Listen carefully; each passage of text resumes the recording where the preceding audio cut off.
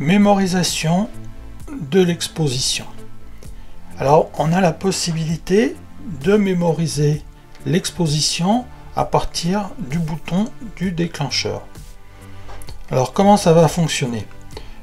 Vous avez une zone qui est peut-être préférable à exposer correctement dans l'ensemble d'une scène. Donc vous allez mettre la mesure de la lumière sur cette zone et quand vous allez appuyer à mi-course sur votre déclencheur, ça va mémoriser l'exposition et à ce moment-là, sans relâcher le déclencheur, vous allez recadrer votre scène et prendre votre photo. Donc l'exposition que vous aurez mémorisée avant de recadrer sera appliquée au moment de la prise de vue. Mais si vous n'avez pas fait la mise au point, à ce moment-là, il vaut mieux transférer la mise au point sur le bouton AF On, ce qui vous permet de séparer la mémorisation de l'exposition de la mémorisation de l'autofocus. Vous pouvez activer cette mémorisation de l'exposition dans un mode rafale. Donc à partir du moment où vous allez appuyer et tenir le doigt appuyé, l'exposition ne sera pas recalculée entre chaque image. Ou vous pouvez désactiver cette fonction pour aller l'attribuer sur un autre bouton de votre appareil photo Z8. Retardateur.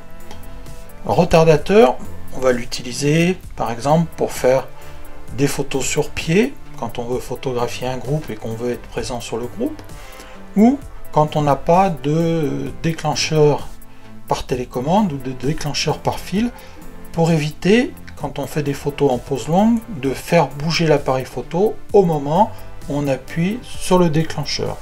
Donc à ce moment-là, vous pouvez très bien utiliser le retardateur pour que l'appareil ne bouge pas. Vous n'avez pas forcément dans ce cas-là besoin de mettre un retardateur très long, 2 ou 5 secondes suffiront largement. Le retardateur, il peut être utilisé automatiquement pour plusieurs photos. Vous pouvez aller jusqu'à 9 photos avec le retardateur. Mais attention, tant que vous n'avez pas fait ces 9 photos, le retardateur sera toujours actif, à moins de le désactiver manuellement, de le remettre à off. Et intervalle entre les prises de vue, si vous voulez faire une rafale, vous pouvez sélectionner cet intervalle. Voilà.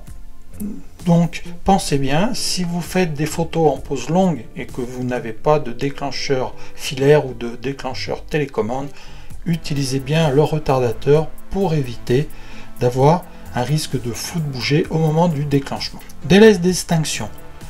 Là, c'est ce que vous avez peut-être vu de temps en temps, j'ai l'écran qui passe en sombre. Vous pouvez choisir les différents modes veille de l'appareil photo, le temps avant lequel l'appareil photo va se mettre en veille. Alors pour la visualisation, voilà, vous avez vraiment le choix jusqu'à 10 minutes.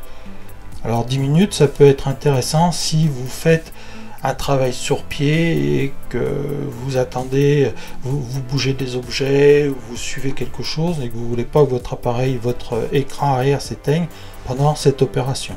Mais sans ça, bon, vous allez pendant 10 minutes avoir une consommation d'énergie un peu plus importante. Affichage des menus, donc quand vous travaillez dans les menus, au bout d'une minute, les menus, l'écran menu s'éteint. Hein. Vous pouvez augmenter encore cette durée, par exemple jusqu'à 5 minutes. Quand on prend l'appareil photo en main, ça permet des fois de pouvoir manipuler sans qu'on se retrouve avec un écran noir. Affichage des photos, quand vous voulez visualiser les photos, pareil, et là on peut aller jusqu'à 10 minutes aussi. Donc 4 secondes, c'est pas mal dans ces conditions. Et l'appareil photo se met en veille au bout de 30 secondes quand on ne fait aucune manipulation. Ou vous pouvez le laisser en fonction permanente, donc à ce moment-là, pas de limite.